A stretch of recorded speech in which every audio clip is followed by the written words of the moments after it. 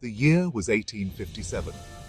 India, then under British rule, witnessed a fiery uprising.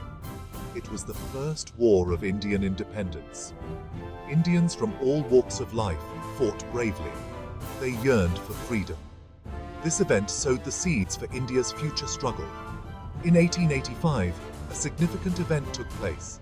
The Indian National Congress, or INC, was formed. This marked the beginning of an organized freedom movement. The INC became the voice of millions of Indians. The early members of the INC were known as moderates. They believed in achieving independence through peaceful means. These leaders had faith in dialogue and petitions. They hoped to reason with the British government. The moderates dominated the INC's early years. They had a clear vision for India. They demanded more representation for Indians in government. They wanted reforms in the education system. They raised their voices against discriminatory policies.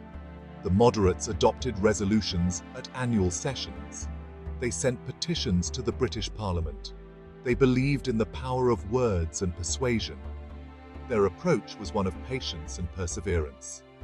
They believed in working within the existing system. They aimed to bring about gradual change.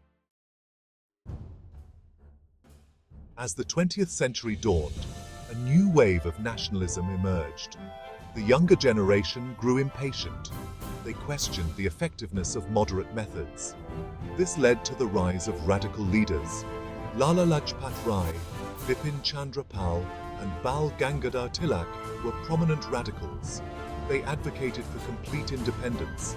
They believed in self-reliance and active resistance. They mobilized the masses. They instilled a sense of pride and patriotism. The radicals challenged the British Empire's authority. They inspired a new generation of freedom fighters. In 1915, a lawyer from South Africa returned to India. His name was Mohandas Karamchand Gandhi. He would come to be known as Mahatma Gandhi. Gandhiji, as he was fondly called, transformed India's freedom struggle. Gandhi introduced the philosophy of Satyagraha. It emphasized truth, non-violence, and civil disobedience.